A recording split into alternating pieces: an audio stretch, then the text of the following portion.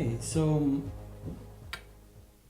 the situation in the Middle East with regards to Iran has gotten a little bit more tense, if I could put it that way. But it's a dangerous situation, at least for the near future. We're looking at possibly 5 to 10 years from now, because the whole region could erupt in a nuclear arms race.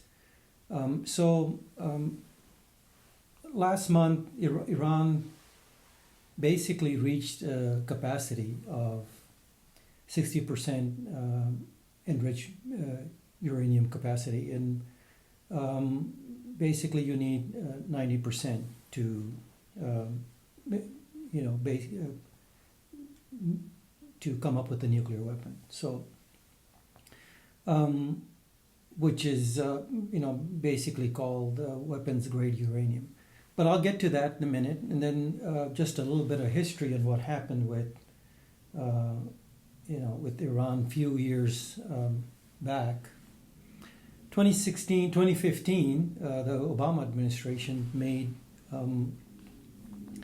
a deal with the Islamic Republic of Iran, and it was basically United States, UK, China, Russia, France, and Germany. So it was P5+1, they called it. These are the Permanent Security Council members that signed this agreement with the Islamic Republic of Iran, and was referred to as the JCPOA, the Joint Comprehensive Plan of Action.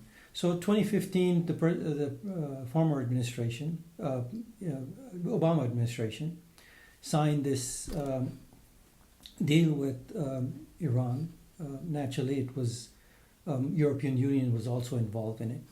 So the deal was that Iran would dismantle basically its nuclear ambitions, or at the very least, according to the agreement, they had to dismantle all their nuclear program, and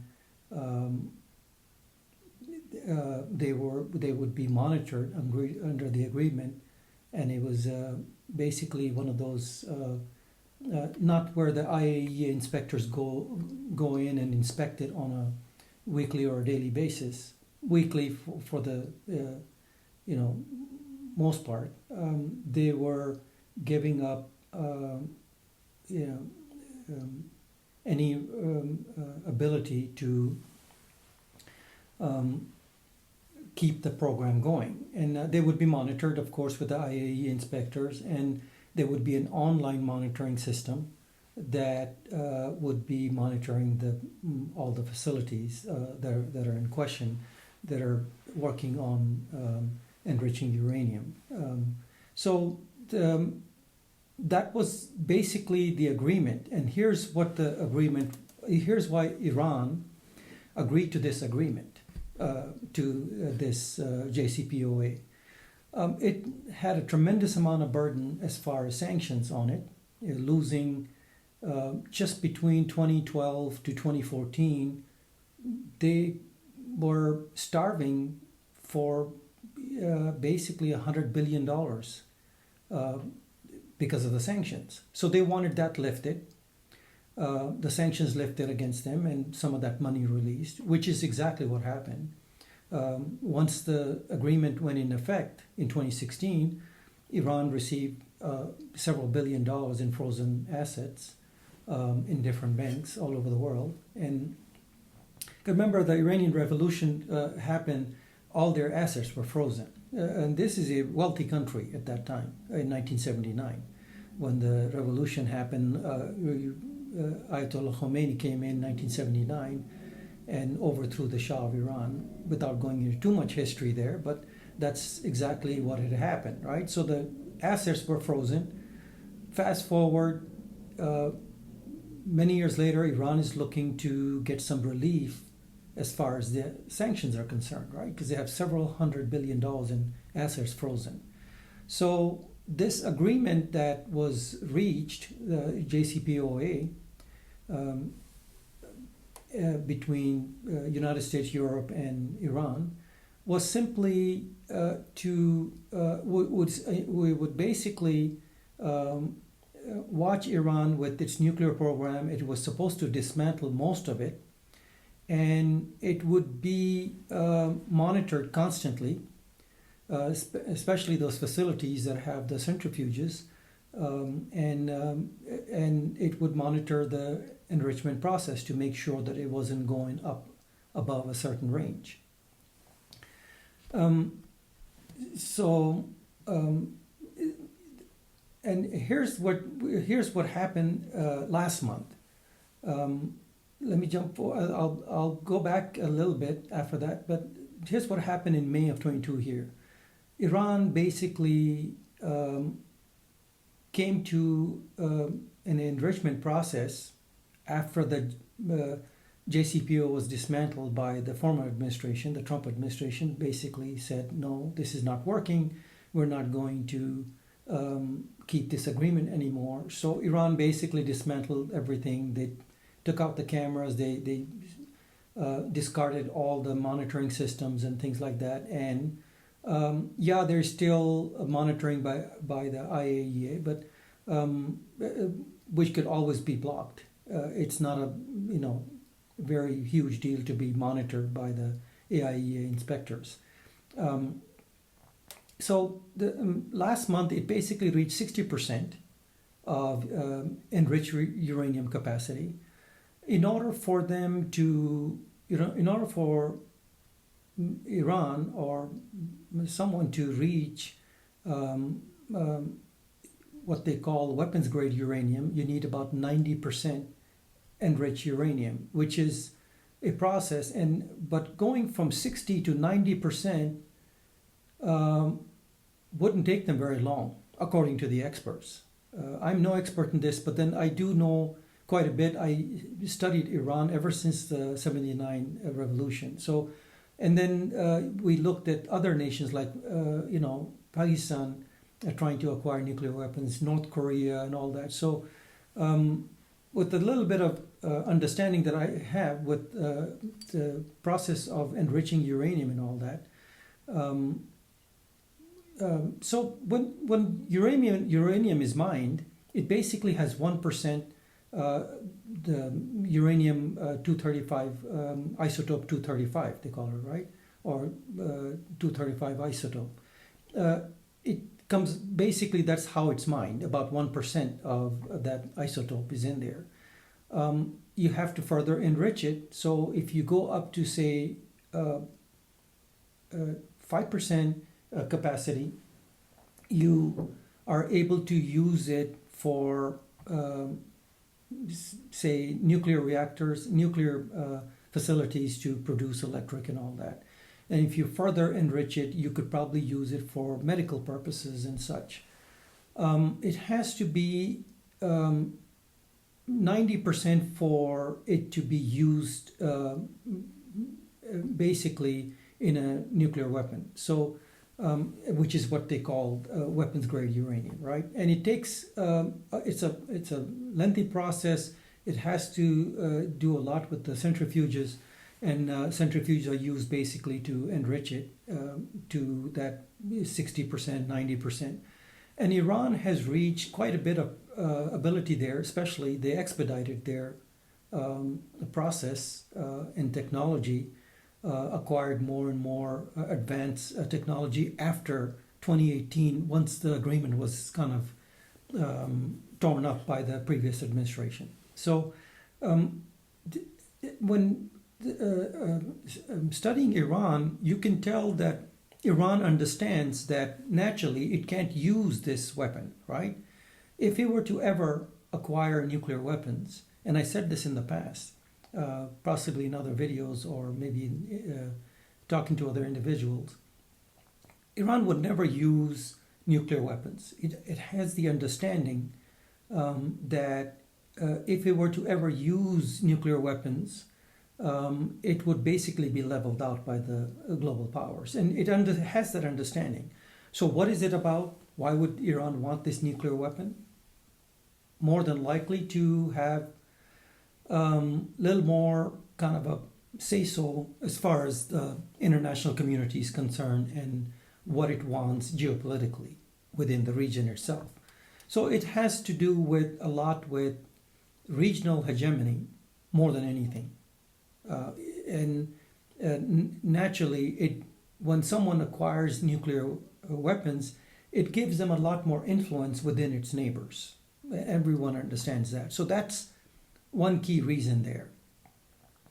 And yes, Iran says, well, we're looking to, we have the right to have energy supplied to us and have cheaper energy because, and it's our right. So it wants to use it in nuclear reactors and things like that. So it can, nuclear power plants.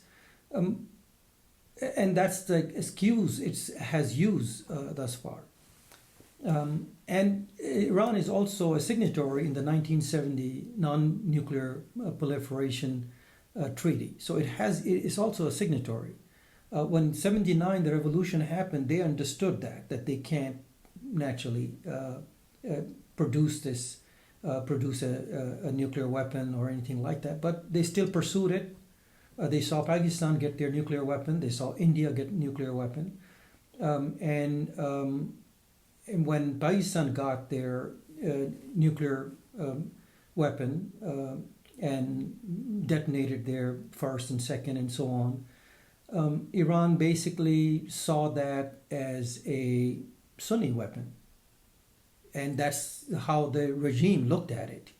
And not officially, but this is what the word was on the street, that Iran was basically seeing, because being a Shia-dominant nation, they were looking at that as a Sunni weapon. So this is something that has bothered Iran ever since Pakistan got its nuclear weapon. India has one, and then they knew that North Korea is also pursuing nuclear ambitions. But if Iran gets nuclear weapon technology, say it reaches that point where it is up to 90% of enriched uranium, it would still need to, build a device and put it on a missile. So it is a process. It takes time, and we have to have notice naturally. We have to have some alert system there where we would know that, okay, Iran is basically 6 months away, a few months away, a year away. With the deal intact, the JCPOA, here's where the deal was important and why the Obama administration came up with this deal with the European allies. It gives the world approximately a year to respond, and it would take them about a year before they were to go from, say, 60% to 90%, and then to put it on come up with a device, and then to put that on a missile itself. It would take them about a year. And that gives you sufficient notice to the global powers to respond at that point. So that was the deal with the Iranian the JCPOA, and that's basically why the Obama administration thought that it may be a good thing as far as loosening up the sanctions, so they can get some relief, and in turn they would get rid of their nuclear program to an extent where it would take them a year or longer. So fast forward 2018, Trump administration came in and said, no, we don't agree with this thing. So their policy was to go out there and basically tear up the agreement that Obama administration had made. And they saw it as something that was not functioning properly. And naturally, Israelis and the Saudis were against it. These are the two nations that were dead set against the deal. Saudis said, well, you should have included us so we could have given you a little bit more consultation of what we wanted in there, because they're dead set against that. Because here's how the Israelis and the Saudis looked at the JCPO with regards to releasing the money, the billions that is locked in frozen assets, right? It looked at it as you're basically, the Saudis and Israelis looked at it as you're handing the nuclear weapons technology to Iran in a silver platter if you were to give them this money that's been locked up. It gives them ability to buy more and more advanced technology. And there is sunset clause in there where 10 to 15 years from now, some of these restrictions will get lifted and Iran would basically end up with nuclear weapons. And what you're doing is expediting that process. According to the Israelis and Saudis, you're expediting that process if you were to release this money that's in frozen assets as far as Iran is concerned, right? Because they would take that money and divert it towards more advanced technology. That's why they were primarily against it, Saudis and Israelis. And when you look at their position, they're basically in the neighborhood. They share the region with Iran, and they're directly threatened with Iran acquiring nuclear weapons. And you can understand that, especially Saudi Arabia is a neighbor and constantly threatened by Iran. They don't see eye to eye. They have never seen eye to eye since Khomeini came in. That was in 1979. And so they have never been friendly to each other, Saudi Arabia and Iran. Iran has called, some might recall Ahmadinejad made some comments in 2010 stating that the Holocaust never happened. So that really upset the Israelis, understandably so. And there was other reasons there, that other statements that were made by Ahmadinejad that said that they're going to wipe out Israel from the map of the Middle East. When you're making statements like that, naturally you're not going to make friends. You're going to make clear enemies there. And you can't blame the Israelis and Saudis for being nervous about a nuclear capable Iran and a nuclear Iran. So this is why this situation currently is becoming more dangerous since month of May, last month. We're in June here, and last month Iran basically reached 60% enriched uranium capacity. So it has gotten a lot more advanced technology as far as the centrifuges are concerned, and because that's what you need to enrich the uranium into a higher grade or weapons grade uranium. So it acquired more technology. Now, as the Saudis and Israelis were saying that it's going to use this money to get more advanced technology, well, they understood it, and everyone understands that. Even the international community understands that if you were to allow Iran, yes, there is a chance that, and the chances are high, that they would get advanced centrifuges and advanced technology. And they did basically that. And once it was agreement was dismantled in 2018, they went ahead with purchasing more and more advanced technology, possibly from Pakistan, possibly from North Korea. Those are the two avenues that they could basically get their technology from. You recall in Pakistan, A.Q. Khan, the father of the nuclear technology there, who basically gave Pakistan the nuclear weapon, also was, by some intelligence estimates, was helping Iran with some of the nuclear technology. I don't know to what extent, but I do have an understanding that they were wanting to help Iran basically get the nuclear weapons technology. So nuclear weapons capable is just shy of becoming nuclear having nuclear weapons. So right now, Iran has basically, in my assessment, become nuclear capable, right? Nuclear weapons capable, meaning it has reached a 60% enriched uranium capacity, and it could go from 60 to 90% within a matter of a month. This is why the situation is dangerous. Now, why is it dangerous? Because it simply gives the neighbors, once again,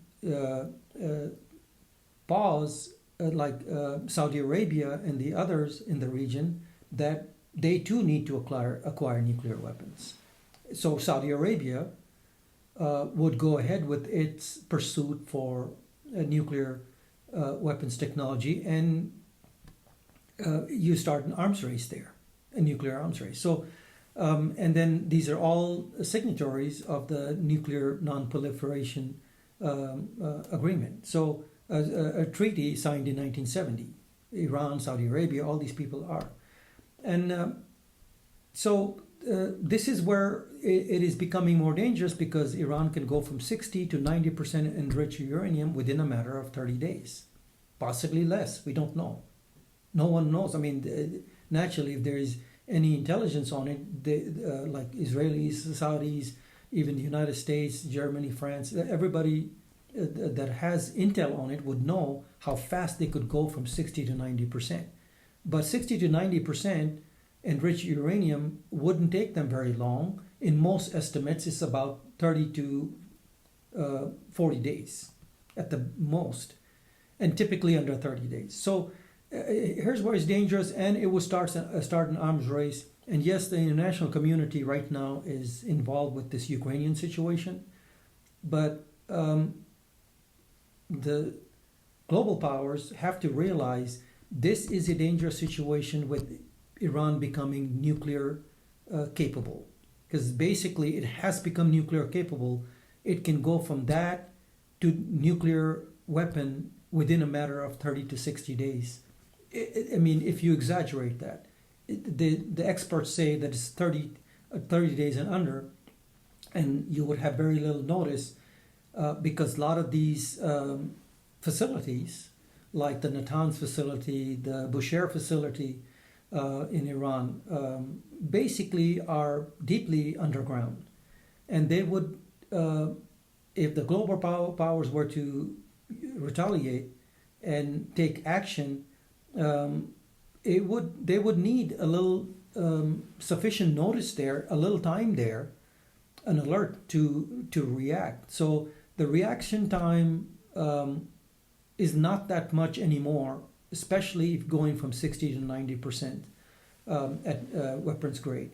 But as I said, even though they could get weapons grade uranium, they still would have to manufacture a device, a nuclear device, and put that on, be able to mount that on a missile. So, as I said, it could take 30 to 60 days depending on where they're at as far as their capability, and naturally, whoever has intel would know.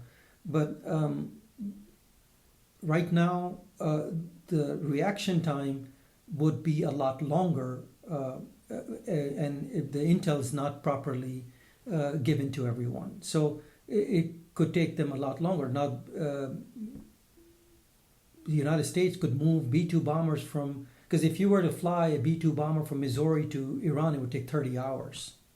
So within that time, Iran could detonate a nuclear weapon and display that to the world that they are nuclear capable. At that point, it creates a huge cluster of problems there for the global powers and for the international community, because this is basically about regional hegemony. It has nothing to do with using nuclear weapons. But I fear that Iran may overplay its hand in this situation and try to unintentionally overplay its hand and do things that it may actually end up regretting. But that said, Iran understands clearly that it cannot use nuclear weapons on anyone. It is basically there as a tactic to get its way as far as geopolitically speaking and with the global powers. So it gives it a little bit more negotiating power as far as things that it needs to get as far as sanctions relief and things like that. So right now, United States has its hands full in Ukraine, but we can walk and chew gum at the same time. Now, policy makers need to understand that going from 60 to 90 days is not much of a time there. You're looking at about a month or less. If you're looking at if there is a possibility that Iran does have a nuclear device, a device to mount that on a missile, then you are really out of time at this point. So I'm sure the Israelis are very concerned at this point. The Saudis are, and so the other neighbors are. They're starting to wonder, especially Saudi Arabia is looking to pursue its own nuclear weapons technology if Iran ever detonates.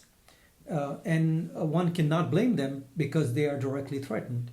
And being a regional ally, United States has to kind of act on this and make sure that some agreement is being reached with Iran to either slow the process down or halt the process, which is going to be very difficult at this point. Because if it's at 60%, Iran is going to stall, dilly-dally. It's going to do everything it can to make sure that it doesn't come to any sort of an agreement, because having nuclear capability, just the capability, not even the actual weapon itself, and detonated somewhere in Iran, the capability gives it leverage as far as negotiating with the global community, right? We understand that part of it. And so my assessment is we are in dangerous territory with Iran right now. It has to be contained in some way. Now, the agreement, JCPOA, the Joint Comprehensive Plan of Action 2015, was simply there to deter Iran from becoming capable, right? And that's why it agreed to release all these funds and all the billions of dollars that Iran needed. And it benefited from that. So now we're in a situation with Iran where United States and the allies in NATO is occupied with Ukraine, and now we're looking at Iran, and policymakers are looking at it and saying we got our hands full. But that is absolutely no excuse, in my opinion, because Iran is coming to a point of no return, meaning some might recall the United Nations speech by Bibi Netanyahu, where he came up with this little graph that the graphics were basically showing it's like a bomb with a fuse on top of it, and it was showing the red increasing, and 60% was basically giving no chance, no time to react at that point. We don't have sufficient time at that point. This is what Israelis were saying a few years back. So the situation is kind of dangerous, and it's dangerous. Why? Because it starts an arms race. That's why. Not because Iran is going to use nuclear weapon on anyone. It would just use it to get its way. And if someone has nuclear weapons, basically they could have hegemony over the region, and that's what Iran is looking for, regional hegemony. And it gives it a lot more influence in the region, and it's everybody falls in line behind them because Iran is a nuclear capable country, and you basically need that country if you're a smaller country or incapable of developing your own technology or don't have much say-so in the international community. So that said, I think this is where the global powers have to recognize that they're going to have to do something, and they're going to have to do something fast. Going back to the agreement, both parties are saying they're agreed, they're wanting to go back to the JCPOA, but there is some hesitation there naturally on behalf of the Iranians. They'd rather not go back to it, because if they're at 60%, it doesn't benefit them if they go back to that. So they're going to stall. But there could be some ways, not just through sanctions, but there could be some other means that Iran could be convinced to halt the nuclear program, at least temporarily, so we could come up with some other plan that kind of keeps Iran from acquiring a nuclear weapon. But at this point, nuclear capability is within reach if it's at 60% enriched uranium. And those centrifuges are turning, they could go to 90% within a matter of 30 days or less. And this is something the global powers have to decide at this point what it is they're going to do as far as Iran is concerned, and the geopolitical ramifications of Iran becoming nuclear weapons capable, nuclear weapons, at its capacity, and what the future would hold as far as what Iran would try to get after that. And it could get quite a bit if it were to get nuclear capability. So, and I see the Iranian, regime there licking their chops at this point, because they understand that they can negotiate with a lot more weight when it comes to the international community. So it is dangerous, and it would have to be, Iran would have to be contained by the international community if we were to, if we did want to see a nuclear Iran. So we are dangerously close to that situation, and I think the policymakers have to act at this point and get into some kind of an agreement with Iran, so we can at least halt that program for a little while and have the IAEA inspectors on a daily basis, and possibly get the online monitoring system back online again, because it was discarded by Iran right after the 2018 situation where Trump administration said we're not going to go with this agreement anymore. So we're in a dangerous situation. Gonna leave it at that. Come back to it at some point. If there's something, I would follow up on this thing, but we are definitely at a dangerous situation.